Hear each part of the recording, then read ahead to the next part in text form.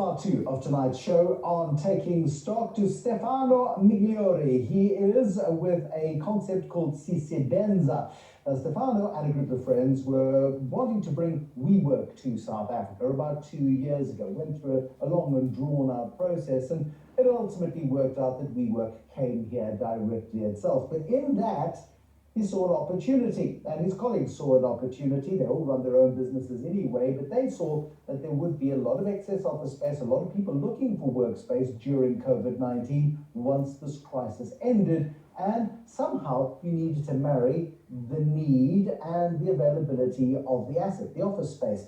So, Stefano, what you did was you teamed up with some people in Australia showing the wonders of Zoom and connectivity, and they've given you a tech platform which allows you to get all of the available office space in South Africa, put it in one place, and then invite anybody who needs some office space for a day, a week, a month, an hour, to go and find themselves an ideal spot. It feels very 21st century. It is. Look, it's not the first and only aggregator in any given market, but it has particular features. First of all, it's the only aggregator of its type that has a South African team. So it's not bot-driven. At the end of the day, you pick up a number, you pick up your phone, and you phone us, and there'll still be a person at the end of the line. Number one. Number two, we know the market quite intimately. So in that process, we've mapped out, we fell in love with the idea of shared office spaces, creative office spaces that we've seen bloom all over the world. And South Africa has actually had quite a few good operators in that space. And to a certain extent, we got the feeling that the demand was actually lagging the supply. There's some very well-created spaces in most of the hubs. But I realized that a lot of people, they're still thinking in the old-fashioned way that, if you've got a shared office, it's because you don't have really a legitimate business of your own. We're still fighting, I think, that mentality that the office is what gives you legitimacy. I think COVID's blown that away. So the trend of co-working and flexi office and shared office space is well established. And in fact, over the last decade, it's come out of the basement where just the tech geeks were in, and it's gone mainstream around the world, and it's established itself. It probably accounts for 5 to 6% of the commercial real estate space at the moment. If you were reading anything online in April and May and June this year, the headlines were screaming the end of the office. And of course, that was massively overblown because everyone was going to go and work at home. Nobody was ever going to go to an office ever again. It was the end of the world and work as we knew it. And as we now know, and I think we probably knew it back then, is yes, the world of work is changing, but not as radically and as in such a binary fashion as those early analyses were suggesting. No, I think we all got excited about this work from home. The truth of it is we didn't choose to work from home. We were sent home to work because of a pandemic. And during that period, we got a more balanced view of maybe what the world of work in the future will look like, which may include some work from home, some work from decentralized offices, Again, these trends were already established pre-COVID. All that COVID has done is brought it into the mainstream, and we believe post-COVID it will accelerate it. So insofar as it was growing pre-COVID, it's going to grow even faster. Big enterprises globally were already distributing their workforce. They didn't want to have 5,000 people all commuting into an urban center because of these things that now we as ordinary individuals have realized, not having to commute 3 times a week. Those extra 2 hours or 3 hours that you save in your commute, even if you split it with your boss, he still gets an hour and a half more, and you're getting an hour and a half more quality of life. And people are re-questioning and saying, why do I have to be in that office just because?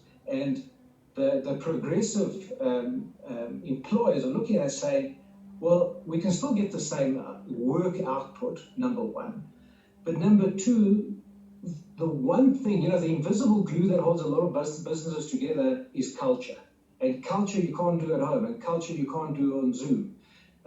There's a lot of it's harder to collaborate also virtually. I mean, it is harder, and people wait for conversations to end and then they chip in. There isn't this vigorous exchange of ideas. There isn't somebody with a whiteboard making pretty pictures. Whatever mechanism you use for creativity, I was worried that creativity would die. What this seems to be, though, is an opportunity to do the very best of both worlds, and it's not often that one gets that opportunity. No, and I'm sure there's, having had this experience that most of us have had, I'm sure now people will start to already know which meetings they're happy to have on Zoom and which meetings they'd rather have face-to-face. Because instinctively, we're starting to realize, to say, the outcome that I want out of this meeting isn't going to happen on Zoom because it's just too flat. It's just, I'm being watched. I'm conscious. I can see myself. You know, there's a reason why casinos don't have mirrors, because they want you to sit there and think, you know, you look like James Bond while you're throwing your money away. And it's the same thing on Zoom. You're looking at yourself. You become self-conscious. It's different. People are already saying now, 5 of these meetings I'm happy to do on Zoom.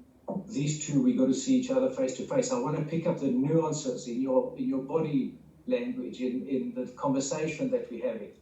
And for that, the traditional office doesn't necessarily accommodate us that well anymore. And that's where new creative spaces. The future has been fast-tracked. The future has been brought forward 5, 10 years. Goodness knows how many years have been eradicated as COVID-19 sort of hopefully begins to dissipate and we get back to being able to go to a space for some work. Paint a picture of this future for me in a minute, if you could, the way you see it working ideally. So, one of the most influential brokerages in the world issued, it was pre-COVID, that they thought that by 2030, which is not that far away, at least 30% of commercial real estate was going to be some form of flexible workspace. They've now been challenged to say, well, now that COVID's hit, what do you think? And they've doubled down on that and say, well, actually, we predict that maybe it might even be more than that as a result of that. Because, and I think it was happening in the background, and you know, often events, you don't notice that there's a burning platform underneath you until there's a spark. And I think this was happening. And it was happening not only in the world of work, but also in other spheres, that COVID all of a sudden has, this match has been struck, that platform is on fire. People are saying, do I need an office or do I want an office? And insofar as I want an office, and insofar as people are starting to create a product, I mean, we all need a fridge.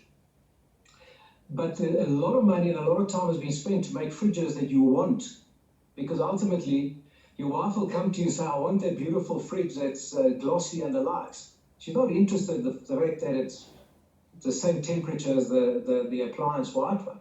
And I think that's where the office is going.